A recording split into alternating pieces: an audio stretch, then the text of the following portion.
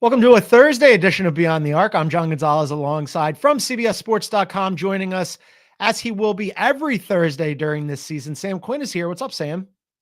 John, I am doing great. We had a fun night of games last night. On the good end, we had like actual competitive basketball in Boston, Indiana. On the bad end, we watched the Magic and the Bulls. I don't even know what to say about the end of that game. Probably the worst quarter of offensive basketball I've ever seen. So we hit all the extremes last night. You suffered through it, so the rest of us didn't have to. Although there was an interesting part of that Bulls game that we're going to get to a little bit later. And I should also wish you a happy Halloween. Are you a Halloween guy? Are you going to get all dressed up? What are we doing? Not a big Halloween person, weirdly enough. It's just because I am so in all-out basketball mode Yeah. this time of year that, it's putting together a costume, doing all Yes. that stuff. It's never been my thing. I have friends at either end of the spectrum. Some people, like one of my buddies is like super into it. He's got kids. They do a theme every year. You know, they take him trick-or-treating. He gets dressed up.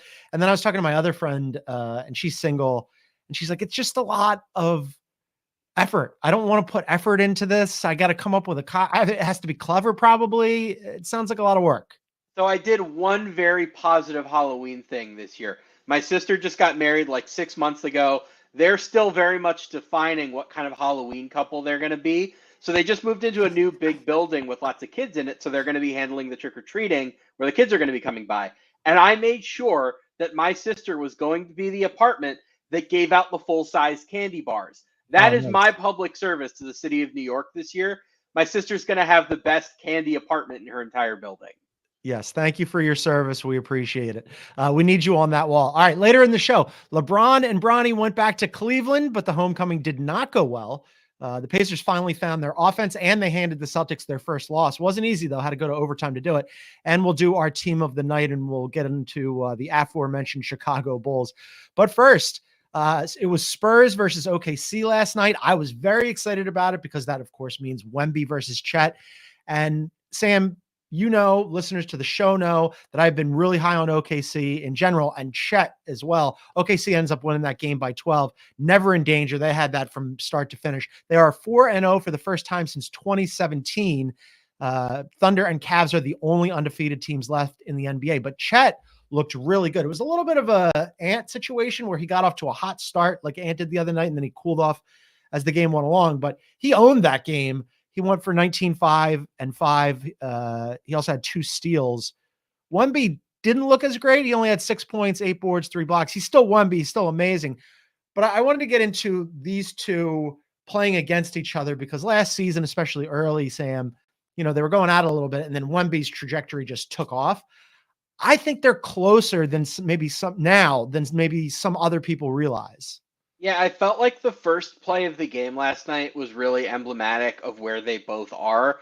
So the game opens, and Chet isn't guarding Wemby. He's guarding Jeremy Sohan, who can't shoot at all from the perimeter. Yes. Jalen Williams is guarding Wemby. They run a lob for Wemby, but because Chet doesn't have to pay attention to Sohan at all from like anywhere outside of the paint, he kind of just rotates over and blocks it away.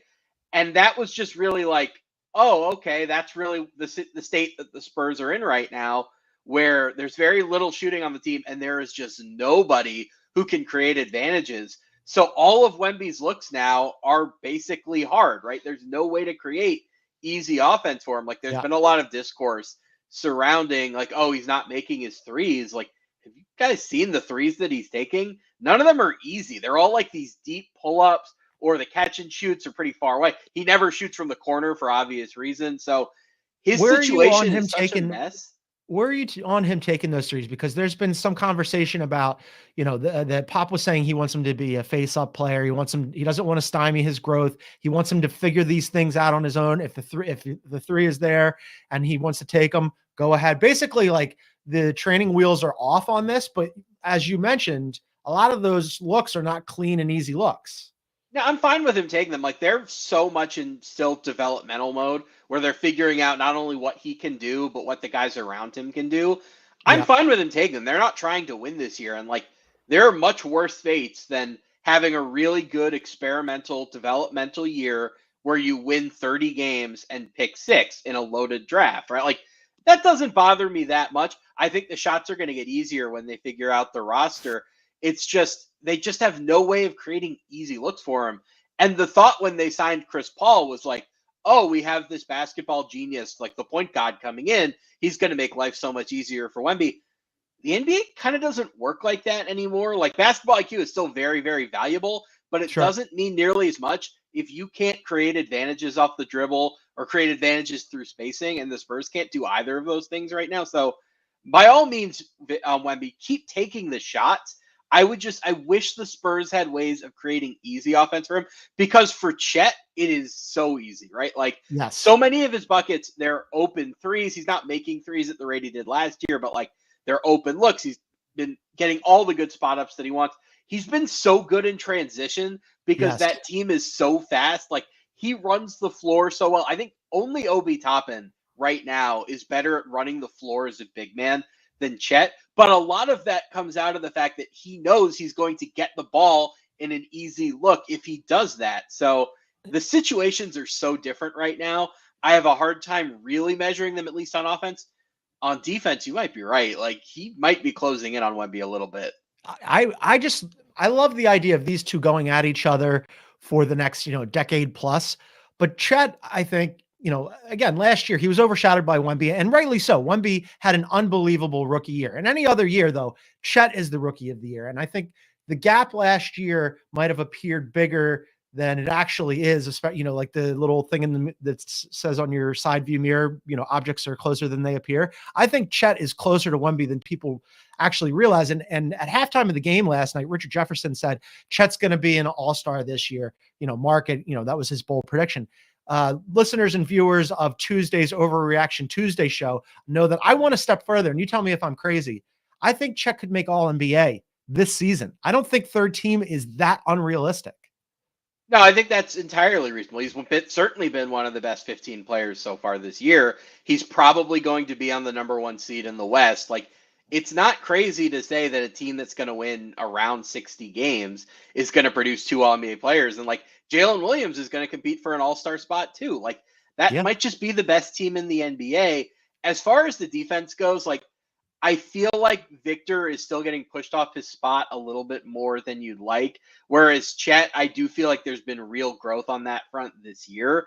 The shot blocking has been incredible. The steals have been incredible. I've got some stuff later on that I want to throw out there about that. But for now, I'll just say like he is at some books already overtaken Wemby as the defensive player of the year favorite. They're going to be one of the best defense in a long, long time. Like he really is, if not as good as Wemby. And the only thing Wemby really has on him defensively right now is the extra length. And it's not like Chet is like, I don't want to say small, like his wingspan is ridiculous. Just we're comparing him to a pterodactyl. Yeah, I mean, well, I'm glad you brought up OKC's defense because their defense does look absolutely outrageous. Not surprisingly, they have the number 1 defensive rating in the NBA, 91.3. Golden State is second at 98.4. This is how they're winning right now because they haven't shot particularly well. They're making fewer than 45% from the floor and just under 39% from 3. And last year, which by the way, third to last in field goal percentage from 3 in the NBA. But last year they were the best 3-point shooting percentage in the NBA. So they're not really shooting the ball that well. And I was saying to you and producer Aaron in our text messages last night, like imagine when they finally start shooting well, and they will, when they finally start scoring, what the upside is for this team, because Dagnall was asked about this the other day, Sam. They're forcing 21 turnovers per game of their opponents, which is an outrageous number. And Dagnall said, we're not even really trying to do that. That's not a focus for us, which kind of melted my brain. I was like, what do you mean it's not a focus for you? That's like, that number is so outsized that it's almost like unbelievable. I think this defense, you're right. It could be an historic unit.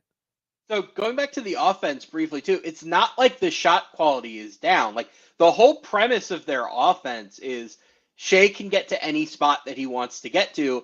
The defense is going to collapse on him. And we're going to take these just like wide open batting practice threes.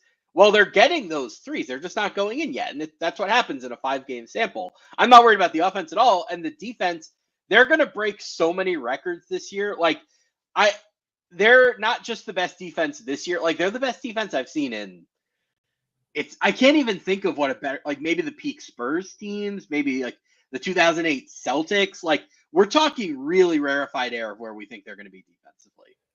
Yeah, and it's been a delight to watch. I mean, generally defense, Bill and I had talked about how Orlando forever and a day, and especially last season, was a tough watch. Different this season, but it was a tough watch because they were doing it all on defense and they had none of the offensive charms of like other talented defensive teams, like say the Wolves. OKC is a delight to watch. They are like my favorite league pass team because they have all these young guys and they just go out there and it's such an effort team. And Alex Caruso, who isn't scoring basically at all, is just there as like an extra redundancy of, oh, we have an extra all defense second team guy out there to make your life miserable. And you've got the torture chamber, and Jalen Williams is a really good defender, and SGA is a really good defender. And there's like nobody there that you can go, oh, this guy, if I can somehow get switched on to him, or if he's guarding me, that's going to be like a little bit of a break for me. Doesn't exist. So when Alex Caruso was on the Lakers, like this was a big talking point among the fans that Frank Vogel would very, very rarely play him more than like 20, 25 minutes. And, the Bulls went a little bit higher with that, but the premise was basically he plays at such a high intensity level that you'd rather get all of that out of him in a shorter burst than play him for 35 minutes and be like, oh, you're just going to be a good defender. You're not going to be able to play at the intensity that you're used to. On this roster, nobody has to play that hard for an entire game because like Caruso can play 20, 25 minutes and, oh, we'll bring in Aaron Wiggins after that, or we'll bring in Kason Wallace after that. These guys who on other teams, there are teams that if they had Aaron Wiggins, we'd be hearing stories like Aaron Wiggins is untouchable. He's our best young player. Yeah. And for the Thunder, it's like, oh yeah, we'll play him 16 minutes. Like we'll get around to it. And it's really kind of amazing because, we've talked about what a great job Sam Presti has done with roster construction. And they have this like massive cache of picks that a lot of people last year, especially, maybe not so much this year, expected them to turn into another superstar to pair alongside Chet and SGA, right? But I don't know that that's necessarily the course that they're going to go with because this team is so young and so talented, and like kind of why bother? Maybe those upgrades on the margins with Caruso and Hartenstein, who hasn't played yet because he's injured, but will be back soon. Maybe that's just enough and they go a different route. I know that we had talked, and I don't want to like go too deep into this, but Giannis was a guy that people went, well, if things go badly in Milwaukee, could he potentially be a target for OKC? And our coworker, our co-host, Bill Ryder, has new reporting on this that'll be on CBSSports.com. Everybody is going to want to check that out. And then tomorrow he's on with Brad Bodkin on this show right here. They'll be live at noon Eastern on YouTube, and then you can catch it as a podcast as well. So he's going to have all that reporting about Giannis's situation and how that might change. Well, you and I talked, though, if it wasn't OKC and Giannis did become available, you had an idea. I do. So when a superstar becomes available, our first instinct as fake traders, as writers, as media people is who has the assets to get him. And of course, Oklahoma City is at the top of that list. The reality so often is once it gets to that point, the player has already decided this is where I want to be. And those two teams don't always align. So this reminds me a lot of when Anthony Davis was on the trade block in New Orleans. And we kept saying, oh, it'll be Boston, right? Like they have the assets. Right. He'll go there with Kyrie and with all their young guys and maybe Gordon Hayward, and like they'll win championships. And that's what they've been planning for.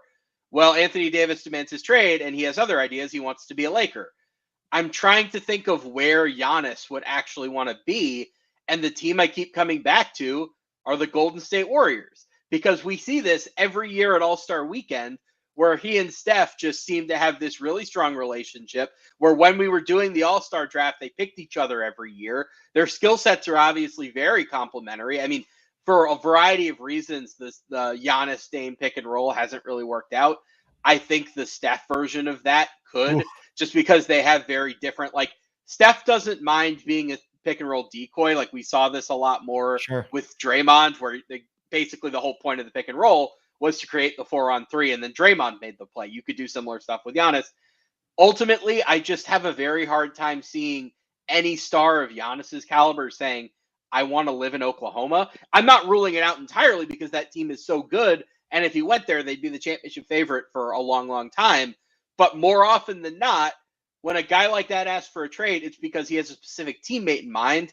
And Steph is the guy that Giannis has, I don't want to say most publicly flirted with, but among the stars is the one who seems to have his respect the most. That's a fun thought experiment. I would love to see those guys play together. But as I mentioned, Bill Ryder will have more reporting and more information on Giannis's future tomorrow, right here on Beyond the Arc. So you want to make sure that you check that out. We're going to take a break. And then on the other side, we're going to talk about LeBron and Bronny going back home to Cleveland. Bronny is on the board. He got his first bucket. That's about the best thing that happened for the Lakers last night. Did not go well for them. Went extremely well for the Cavs. They looked awesome. We're going to discuss that next. This is Beyond the Arc. It's a team almost too good to be true. You guys ain't ready for us. Kick your game day off right as the Tops team tackles all the biggest headlines around the league. Who's got two thumbs and loves this next segment? Sunday mornings on CBS Sports Network. All right, welcome back to Beyond the Arc. I'm John Gonzalez alongside Sam Quinn. Just a reminder that you can find us wherever you get your favorite podcasts. Please download, subscribe, leave a review. And if you're listening on Spotify, you can leave us a comment on this episode. Just look below the play button on the Spotify app in full screen mode, and you can tell us what you think about the show or leave us a question. All right, so LeBron and Bronny went back to Cleveland last night, Sam, and went great for the Cavs, went horrendous for the Lakers. Cavs smoked them 134-110. Lakers were never in this game. We're going to get into the Cavs and how good they look and how they're one of two remaining unbeaten teams. But let's start with LeBron and Bronny. Bronny, this became kind of like a weird situation because the Lakers were trying to climb back into this game. And I was texting with you and producer Aaron, and JJ Redick prior to the game had said, Bronny's going to play in this game. And in the second quarter, which is when Bronny checked into his first game in the season opener, you know, the Lakers had a lead. It wasn't a high pressure situation. No problem. Put Bronny out there against the Wolves. It was different last night. The Lakers were trying to claw back into this game. And I'm like, where's JJ going to find a spot for Bronny if they somehow get this thing close? Now, luckily for JJ, the Cavs just took that out of the equation in the fourth quarter and steamrolled the Lakers. So now all of a sudden the crowd is chanting for Bronny. He checks in with 5:16 left. They were down 21. The thing was over. I didn't think he looked particularly good. Again, felt a little nervous, but he did get his first and only bucket. Final line, 5 minutes, 1 for 2 from the floor, 2 assists, a steal, a -2. Off to the G League, can't come soon enough, but he did get a bucket. Yeah, I thought the broadcast had like a pretty quietly savage line where he scores his first 2 points, and whoever was on the call goes, he's only 42,568 away from his dad, which was like, it felt so accurate in the moment where like, it's been a little bit up and down for LeBron so far this season, but he's about to turn 40 and he still scored 26. He got to the rim quite a bit against a great defense in Cleveland. His son, it was a little bit more of a struggle.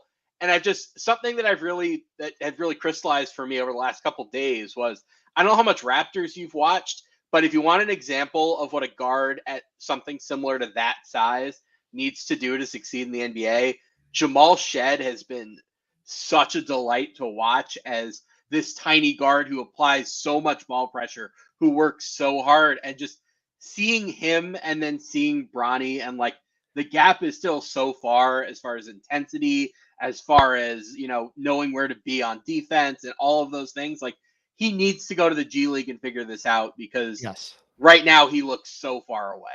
Well, I mean, I just thought, and I mentioned this to you guys when I was texting with you, like the ball comes to him. I thought he looked nervous. It looked like he didn't want the ball. I mean, the first couple of times he touched it, it was hot potato city. I mean, he was giving that up immediately. Like the crowd wanted to cheer for him. He catches the ball, like he gets a pass, and then all of a sudden he's like immediately giving it up because I just felt like it was a big moment for him. And the more I watch Bronny when he checks into these games, the more it feels like the whole thing is just a sideshow production, right? I mean, like the crowd is chanting. The crowd is chanting in Cleveland, we want Bronny in the fourth quarter, right? They know the Cavs have already won this game. Now they want their little entertainment sideshow, right? And the announcer said the only question in this game as he's checking in is, will Bronny shoot the ball? Right. And they're showing pictures of how he was born in the second year of LeBron's career. And now he's out there. Right. And it's like, all of this is just about the pomp and the pageantry surrounding him. And like very little of it is about, oh yeah, can this kid play basketball? I think it's a tough spot for him. Well, yeah, I mean, I think if we're being honest about what would have been best for his development as a basketball player, it would be to still be in college and Yes. probably not at USC either, because USC's developmental track record with top basketball talent is pretty spotty. I would have probably, if I were him, transferred to a school that had a better history of developing, I'm not going to say top prospects, but like guys with NBA ambitions. But he didn't. And now he's in the NBA, kind of. He's about to go to the G League. The In Lakers the have a NBA, pretty kind of good. is so damning. The Lakers have a pretty good track record at developing guys at the G League level. Like case in point, we just talked about Alex Caruso. He Mhm. is one of the big South Bay winning stories, And I'm not going to say that Bronny is similar to Alex Caruso, but like smaller defensive minded guard, like that's an archetype they know how to work with. But you're right. I mean, especially on offense, I don't know what his NBA skill is yet. Like, he's clearly not an NBA caliber driver or shooter Yep. yet. So, Yep. even on the bucket that he made, it was a drive from the left wing. He gets into the paint and he kind of panics and realizes, like, oh no, it's not there. I've got to back out. But then he sees the shot and he makes it. But offensively, there's just not really anything there to be excited about. And if you're going to make it defensively, like Jamal Shed is the example of what you have to be at that size. And Bronny isn't that yet. Maybe he'll get Yeah. there, but he's not there yet. Yeah, the size component is something that I've continually harped on. Like, I don't know if defense is supposed to be his thing and playing the game the right way and being the hustle guy and hectoring opposing players. I don't think he's big enough or athletic enough to pull that off. I mean, he needs to get taller and thicker. And I don't know, like, you're not going to go to the G League in South Bay and they're going to pull a Captain America, whatever kind of thing they did on him in the movie, and then he comes up and he's got muscles and he's gigantic. It's not going to happen. So then I'm with you. Like, then what's his NBA skill? I don't know that. And the other thing that kind of concerns me about him is, he got a clean look from three last night, and we saw it during summer league. We saw it during the preseason. The shot itself looks fine, but it very rarely goes in. And I had talked to a scout about that previously, and they're like, that's kind of concerning. That's the kind of guy where you're like, oh, the form looks good, but it doesn't go in regularly. Like, what are you doing with that? That's just like almost an instinct thing. Like you can perfect a form. Like you can have any shooting coach work with a guy and tweak the mechanics of it. But there is sort of an internal instinct that comes with shooting where it's like, I just know how much force to put behind the ball. I know how much force to jump with. There is something intuitive about that like Stephen Curry has and I don't, right? Like it's a scale, obviously. There's quite a bit in between me and Stephen Curry.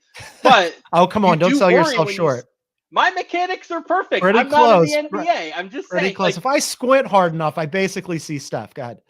Yeah, but the basic point here is like there are just some guys who they have the mechanics down, but for whatever reason, it doesn't click with them the way that it does for Ray Allen or for Stephen Curry or for an average NBA shooter, right? Like not everybody has that internal like instinct of knowing I know exactly what I have to do with this shot beyond the perfect mechanics of it. Well, it's probably off to the G League for Bronny sooner than later. So he got his bucket. He'll go down and work on his game, and we'll see what comes of it. I want to talk about the team that actually looked good start to finish last night, and that was the Cavs. And by the way, the Lakers shot almost 50% from the floor last night, Sam, and they were never in that game. Like normally you'd go, oh, shooting 50% from the floor. As you mentioned, LeBron scored a bunch last night, got to the line a bunch. You'd think, okay, this is a game that the Lakers are going to be in. They were never in it. The Cavs were unbelievable last night, almost 58% from the floor, 41.5% from three on 41 attempts. Lakers got crushed by turnovers. The Cavs went on multiple runs, like 14-0 run in the first and then an 11-0 run, and then they closed it out with an 8-0 run in the fourth quarter. They're the only 5-0 team, one of two unbeatens left. Sam, they lead the NBA in field goal percentage and three-point field goal percentage. They just look really good. Kenny Atkinson has pulled some really good levers so far. They are currently the greatest offense in NBA history by efficiency, and they are league average at 3-point volume, right? Like when the Celtics have the greatest, efficiency in NBA history, it makes sense because they take 53s every game. It's different for the Cavs. They're not playing that way. They're shooting very, very well in the ones that they take. But what has really been so stark about them is Darius Garland looks like Darius Garland again, and we shouldn't be surprised by that. He had a broken jaw last year. It ruined his year. Evan Mobley, they're not even treating like a big anymore, right? Like, it's not even where, we figured out how to use him as a center. We figured out how to play two bigs. Like, they're treating him like a high usage wing. He's running more pick and roll as the ball handler than he is as the roller. How many bigs is that ever true of, right? Like, he's running so much pick and roll with guards. Like, him and Sam Merrill have a really nice two-man game that's bringing Merrill for shots and getting Mobley to the rim. Kenny Atkinson is my early front runner for coach of the year for how creatively he's handled that offense. I have enjoyed every minute of Cavaliers basketball that I've watched this year. Which I don't think I've said since LeBron was there. And even at the end of LeBron being there, I was kind of done with that whole situation. Like, generally the Cavs are not a fun watch, and they are a super fun watch this year. And you're right. Like, my whole solve for this last year, especially with JB, was this isn't that hard. Play one big and one point guard and surround them with shooters and stagger the other two guys. Right. But this year, and I wanted to ask you about this because I'm with you on Kenny Atkinson being the front runner for coach of the year. This year, when Garland and Mitchell share the floor, they outscore opponents by 11.3 points per 100 possessions. Why and how? What is that? I mean, the theoretical fit between them was always there, right? Like, Darius Garland not only is a great three-point shooter, he's a great deep three-point shooter. So you can use him to space the floor, not just like a little bit for Mitchell, but you can get funky and be like, no, we're going to pull an extra defender 30 feet away from the rim. The fit was always there theoretically. There was just a lot of your turn, my turn with it. I think Mobley now being as involved in the offense as a handler has almost equalized things a little bit, where there's not as much pressure on either of them to be like, oh, I have to be the one who creates on this possession, or like, oh, Darius had two in a row, so now it's my turn. There's much more of an egalitarian feel to the offense this year. I think having a healthy Dean Wade has been really helpful on that front. He's a great connective passer. The ball movement is much better. The player movement is much better. It just feels like everything is clicked into place for them on offense. Yeah, I mean, last year, the Garland and Mitchell thing just didn't work. And I think you're right. Like, Garland not being healthy, broken jaw, ruined his year. JB maybe not pulling the right levers. The way that they're deploying Evan Mobley, and producer Aaron points out that Mobley is averaging, to your earlier point, 5 times more drives as compared to last year. The whole thing works. It's fun. They're explosive. I had them on Overreaction Tuesday as the second best team in the Eastern Conference. I feel very good about that. Oh, I think it's pretty clear they're going to be the 2 seed, at least, if not number 1. We'll see how. Boston is clearly the favorite to be the number 1 seed, but injuries happen. Like, it's a long season. They are so far ahead of the Knicks right now, who I would have picked as number 2 coming into the year. The Knicks are clearly still figuring stuff out. Philly hasn't had Embiid or Paul George yet. Like, I guess Orlando was looking like maybe the competition for a top seed, but last night's Bulls game was pretty discouraging. So right now, it looks like the Celtics and the Cavs are going to run away with the top 2 seeds. I think if that's the case, given what the expectation was, given what Cleveland was last year, I don't know how Kenny isn't the favorite for coach of the year at this point, unless Boston just goes on to win like 68 and we say Missoula is just inevitable. But which, by the way, I had the Celtics won 64 games last year, and I had them over this season because they looked so good. They should and could still be undefeated, but they lost last night to the Pacers, who had been, let's say, like a little bit of a dodgy start for the Pacers, especially for their offense this season, but it looked way better last night. So we're going to take a break, and then on the other side, we're going to discuss the Pacers, kind of finding some of their offense last night and handing the Celtics their first L. This is Beyond the Arc. At CBS Sports Golazo Network, we're bringing you the game. Madness of Messi arrives! Breaking down the game. This is unlike anything else in the world. And changing the game. Get it all for nil. That means free. Wow. And all day long! 24/7. All right, welcome back to Beyond the Arc. If you're listening to us on a podcast, we thank you. But a reminder, you can also find us on YouTube at Beyond the Arc CBS. We are live Monday through Friday, noon Eastern. Come join me and Bill and Sam and Brad Bodkin. We got all your NBA needs. And also hit the like button, leave a comment, and also subscribe. All right, so last night, Celtics, they were down, I believe, 24 at one point? You had checked out of the game. I was just waiting for OKC and the Spurs to tip. And then all of a sudden it's like the Pacers took their foot off the gas a little bit, and here come the Celtics. And I texted you and you're like, oh man, I got to check back into this. Tatum was ice cold last night. I mean that in a good way. Like he was like ice in his veins. He looked fantastic again, hit a 3 to send them to overtime. But then the Pacers regained their footing and they end up winning this thing by 3 in overtime because Siakam hit a game-winning 3. Let's start with the Pacers offense, Sam, because last season, second in offensive rating, second in pace. Entering last night, 23rd in offensive rating. And the surprising thing wasn't that they hadn't like really found their offense, was how they've been playing. Entering last night, 22nd in pace. Looked better last night, but that's cause for concern, I thought. Yeah, last night was an improvement. They still have a long way to go. I mean, some of the Tyrese Halliburton numbers are really, really jarring. Before he got hurt last year, he was averaging 12.5 assists per game. So far this year, he's averaging 12.4 potential assists per game. He's averaging fewer potential assists than he had total assists before he got hurt last year. Do you know how many restricted area field goal attempts he has this year? I do not, but do tell me. 7. He's gotten to the basket 7 times in 5 games. 12 total free throw attempts. He's not even sniffing the rim, and that's making it so much harder for him to make plays. And yet, if you look at the total passing numbers, like he's passing around as often as he was last year. He's just not passing into the same easy shots that he was last season. Like they're playing slower. I think the overall pace is a little misleading. The offensive pace is 7th compared to last year. It was obviously 1st.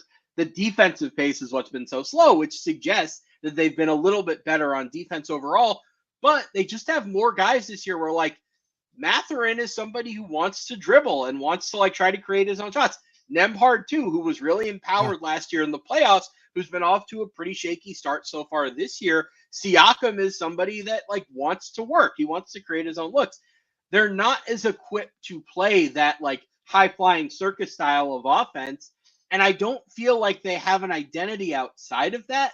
So they're still really figuring out how all of these pieces fit together in a world where, like, it was almost a little bit easier last year when Halliburton was hurt because they couldn't play that way to quite the same extent. Whereas now it's like, do they want to play that way? Do they want to play more Siakam ball where it's a little bit slower, but also we have these other mouths to feed?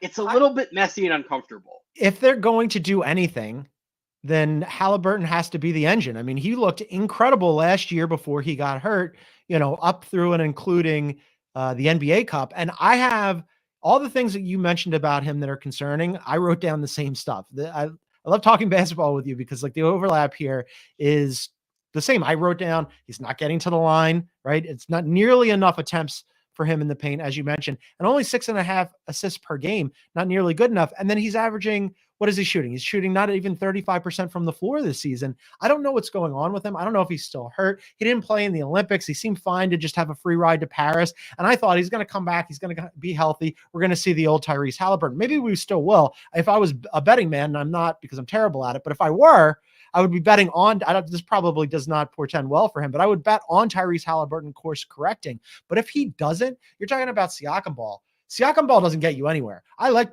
Pascal Siakam just fine, but if the Pacers have designs on being a really good team in the Eastern Conference and disrupting, you know, the Eastern Conference order like they did last season when they had, by all accounts, a really amazing run to the finals. Yes, they got swept, but still, like, their conference finals, that was a win of a season for them. There's no way they were duplicating that if Halliburton is looking like 50% of what he could be.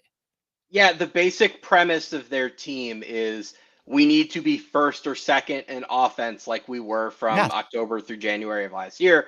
And then hopefully having Siakam makes the defense like 18th, competent, 20th, something like that. And then we have an extra creator for late in the game.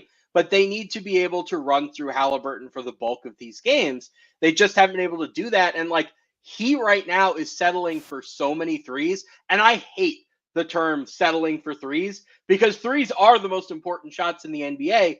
But he's not only taking good ones, he's taking them as a crutch. He's taking them as a way to avoid getting the basket. That's not his skill, right? Like, he only at his best last year was getting the line around 4 times per game. He was getting the restricted area around 3. That's not a lot, but it was enough. He now has to, like, he's not getting there at all. He just needs to change the geography of where he is on the floor. He needs to be at least operating from a standpoint where defenses are scared of him going to the rim. Do we think there's something still lingering there? I mean, like, is there a reluctance to drive because his body isn't fully back? Maybe I physically, I don't look at him and think, man, he's lost a step. So I don't look at him and see an injury. It might be psychological. Who knows? That's a good point. I do know that they were so fun last year to watch when he was right. I really enjoyed watching the Pacers pushing the ball and if they could just be middle of the pack, competent defensively, and find that old form offensively, they'll be fine. But they need Halliburton to do it. I want to talk about the Celtics. So they get their first loss last night. I had a whole topic ready for you about when are the Celtics going to get their first loss, and I thought they could be 14-0 going into that Cavs game mid to late November. And like, wouldn't that be a fun matchup? Could the Cavs potentially give them their first L? They get their first L. It's out of the way, fine. But you had texted me last night that if the Celtics climb back in and win this game, that Tatum could be the MVP favorite. He might still be. He went for 37, 8, and 4 last night, and he had 4 steals, and he hit the 3 that sent them to overtime. And that was part of what was a problem for Jason Tatum last year, where late in games, in crunch time, he was doing a lot of hero ball nonsense, and he wasn't connecting on those shots. His field goal percentage in those moments wasn't good last season. This season, the 3 is falling. He looks awesome under pressure. He's doing everything. He's been their most consistent player, and like, the numbers are outsized. I think he might be right now. They really have the feeling that the 2015-16 Warriors did after they won the title, where I think people have forgotten this now because the Warriors have become a dynasty. That 2015 offseason, everyone was kind of just saying like, oh, the Cavs got hurt. Oh, this team got hurt. I think even Doc Rivers, and of course Doc Rivers said this because he's Doc Rivers, was like, oh, but they didn't have to play us. Well, you got Josh Smith and Corey Brewer in the second round. I don't know what to tell you. And there was a lot of general disrespect going towards the Warriors going into that season, and they race out to the 24-0 start where there's clearly a chip on their shoulder. I think some of that is applied to the Celtics this year, where Tatum had the Olympics, which were, let's say, ugly for him. Jaylen Brown left off of the team. They had all those injuries in the East as they were going to the finals that they had to hear about, like, oh, they didn't play anyone in the East. Like, I do think it's pretty evident watching them that they're playing like a team that felt disrespected, and Tatum is playing like somebody who wants to assert that, like, no, I really was the best player on a title team. I really am in that top tier of players with Jokic, with Embiid, with Giannis, with SGA, with Luka. Like, that's the general feel of this season so far.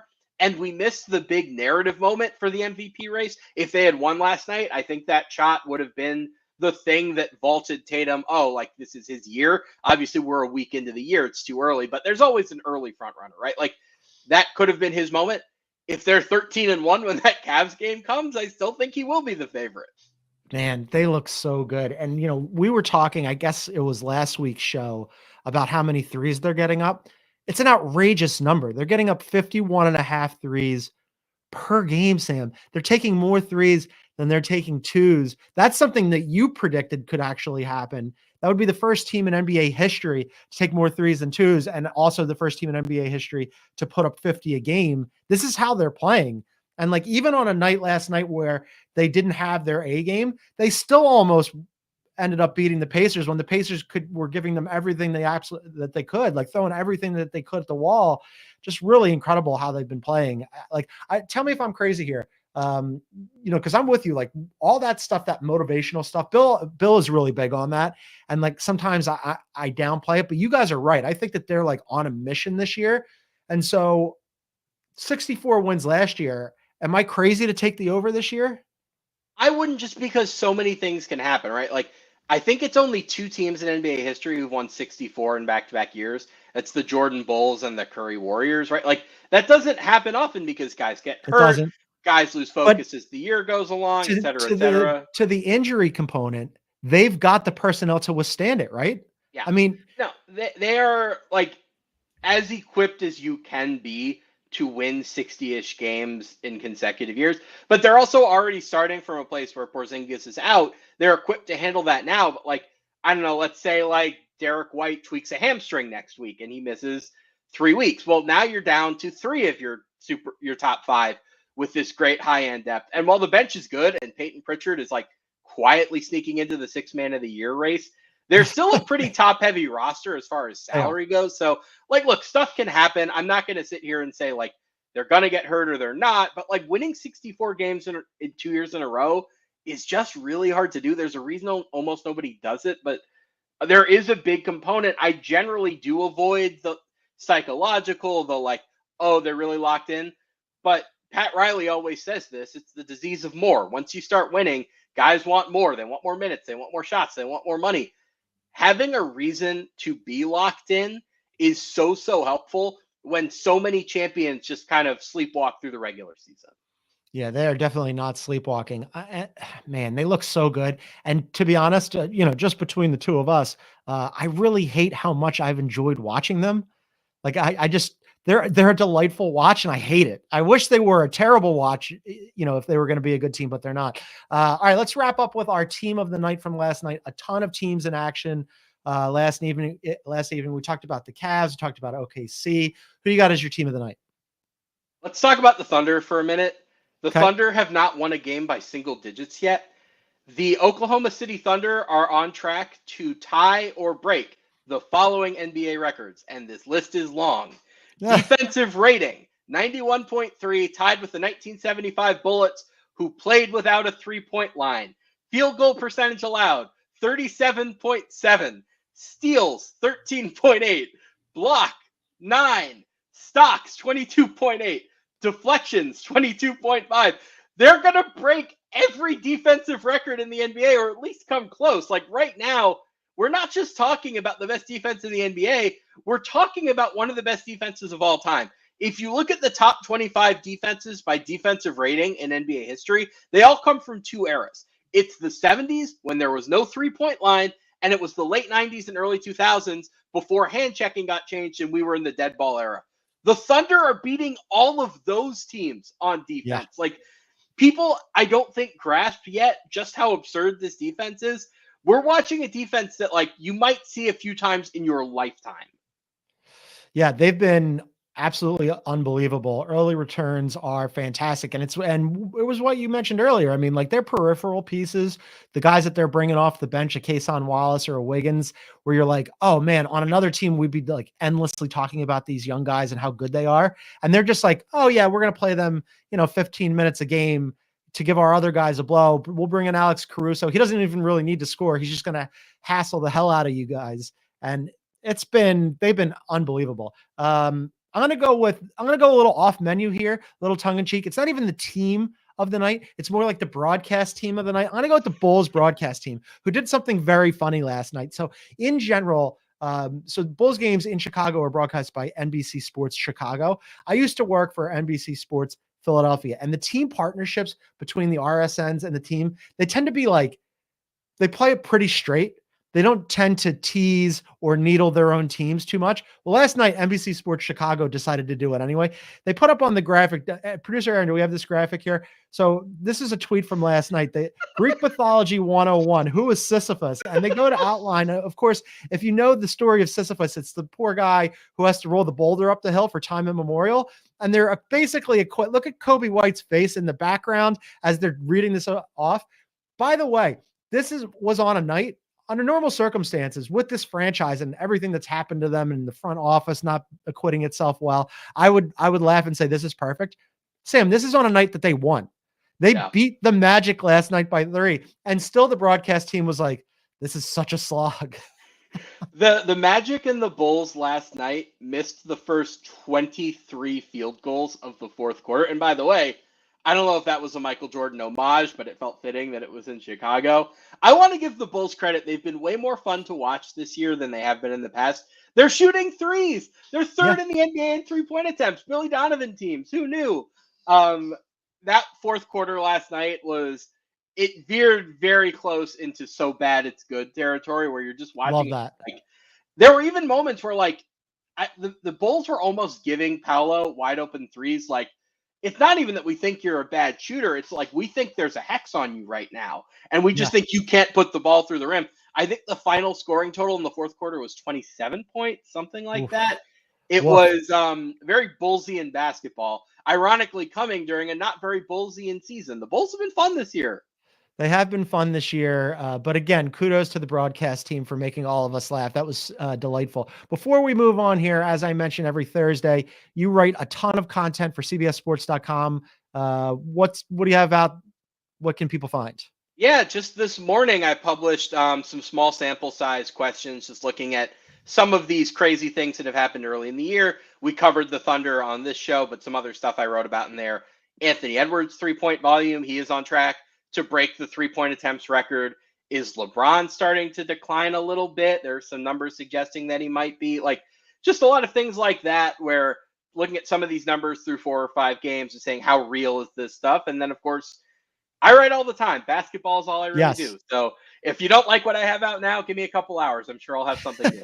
There'll be something else out there. Go and check out all the same stuff on CBSSports.com. And as I teased and mentioned, Bill Reiter's got a piece on Giannis with some original reporting. Go check that out on CBSSports.com. And then tomorrow, Bill will be here along with Brad Botkin to discuss that story and all the basketball from tonight. So don't miss that. They will be live on YouTube at noon Eastern. But for now, for the incomparable Sam Quinn from CBSSports.com, I'm John Gonzalez. We thank you all for tuning in, and you guys have a good one.